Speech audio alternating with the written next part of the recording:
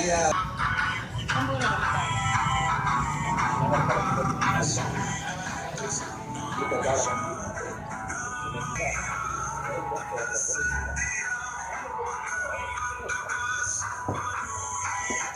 Seluruh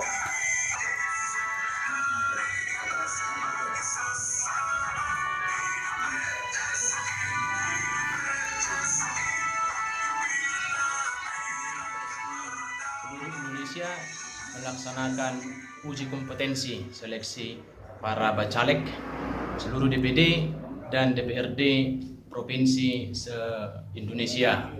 Jadi tanggal 14 dan tanggal 15 kita menseleksi pertama sekali selama ada NKRI ini. Inilah partai baru mempromosikan seluruh bacaleknya se-Indonesia. Kalau seluruh caleg-caleg yang akan dibawahi oleh PSI bisa mencapai target yang diinginkan oleh PSI sendiri, bahwa kita mengedepankan dari seluruh caleg-caleg nanti mengedepankan dia harus anti korupsi dan anti intoleransi. Itu dua platform yang harus dibawakan oleh seluruh para bacalek kita nantinya, baik ketika dia sosialisasi nanti di masyarakat, baik ketika banyak nanti harapan-harapan dari masyarakat. Jadi 14 dan 15 ini adalah harinya para bacalek yang akan menuangkan seluruh ekspresinya. Harinya bagi para bacalek untuk menuangkan seluruh ide dan argumennya terhadap apa yang diinginkan oleh masyarakat harus dituangkan terhadap para juri yang sudah disiapkan oleh partai PSI sendiri. Di sini ada 3 juri di samping saya, ada 2 orang dari eksternal PSI. Ya, kami melihat bahwa mereka berdua ini ya sangat baik sekali, ya sangat kapabel, memiliki kemampuan yang mumpuni. Yang pertama ada Bapak Supriyadi Saragi selaku praktisi hukum dan juga sebagai akademisi. Dia akan memberikan. Satu lagi ada kami bawakan juga kami minta pertolongan, ada Bapak Joseph Sihombing. Beliau adalah Ketua Panwas Kota Pematang Siantar. Pertama sekali dalam sejarah NKRI ini ada partai yang melaksanakan seleksi terhadap para bacaleknya. Kami mengharapkan nanti seluruh masyarakat Siantar melihat seluruh bacalek yang akan yang ikut bermasyarakat akan bersosialisasi, diseleksi oleh masing-masing kami tim juri. Kan satu permasalahan Siantar pada pemilu sebelumnya yang selalu menggunakan model money politik itu yang pertama. Itu tentang keadaan kota Pematang Siantar di mana birokrat terutama DPRD Siantar yang berjumlah 30 orang tidak aktif, ya tidak aktif. Artinya kerja mereka yang sudah mau mencapai 4 tahun tidak ada dirasakan manfaatnya oleh masyarakat Siantar. Mengganti yang Mereka berharap yang 30 orang ini segera diganti, jangan lagi terpilih untuk tahun 2019 pemilu nanti. Infrastruktur Kota Pematang Siantar di mana banyak jalan-jalan rusak, ya. Terus dia yang keempat, keperhatian birokrat bagi kota terhadap ruang-ruang publik, tempat kreasi anak-anak muda sekarang, ya.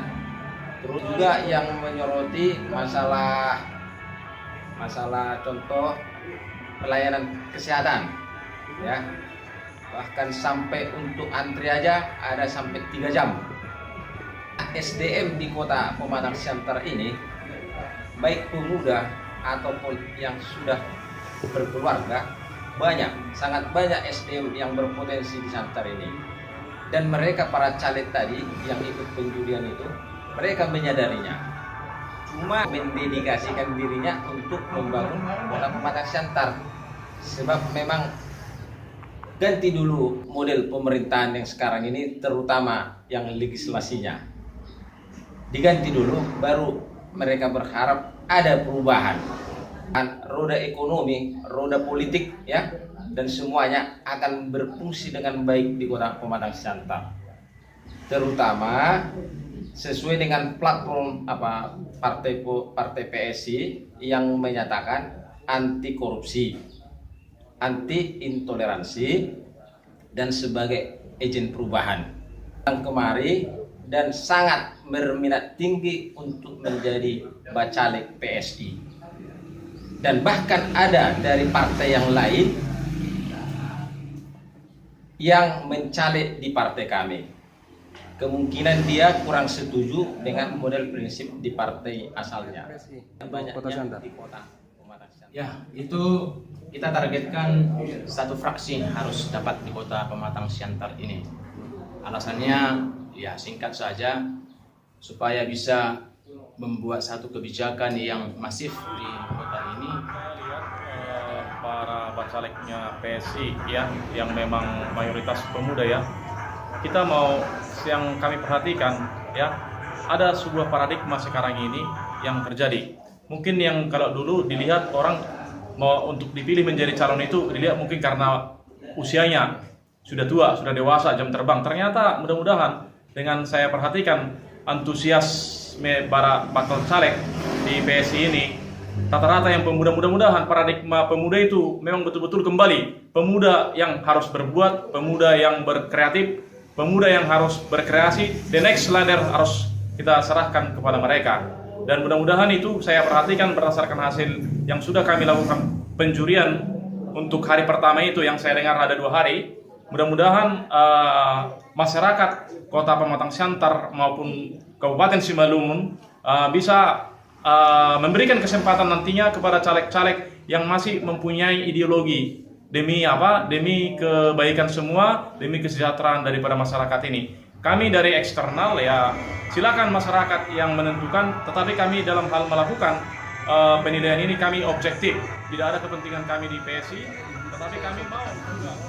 Memang kondisi sekarang ini, kondisi di Indonesia terutama di Pematang Siantar ini kan orang memilih gara-gara uang, dan itu pun survei-survei membuktikan itu di pemilu-pemilu sebelumnya. Jadi saya menekankan ke mereka bagaimana cara mengatasi hal-hal tersebut, apalagi platform yang dibawa oleh partai ini, partai PSI ini kan anti korupsi. Berarti dia tidak menggunakan uang, menggunakan uang dalam arti memang saya juga menekankan ke mereka beda antara money politik dengan cost politik. Jadi ada biaya-biaya tertentu yang harus dikeluarkan. Jadi memang mudah-mudahan harapan kami para juri, dan juga saya juga perlu saya komentari juga terobosan yang dibuat oleh PSI ini dengan mengadakan uji sistem seleksi ini atau katakanlah uji publik ini sangat bagus sekali ya, karena ini membiasakan atau membuat para caleg atau bakal caleg ini benar-benar harus serius mengikuti pencalekannya. Jadi benar-benar orang-orang yang berkompetensi, berintegritas yang bagus, dan benar-benar berkeinginan kuat untuk mensejahterakan masyarakat.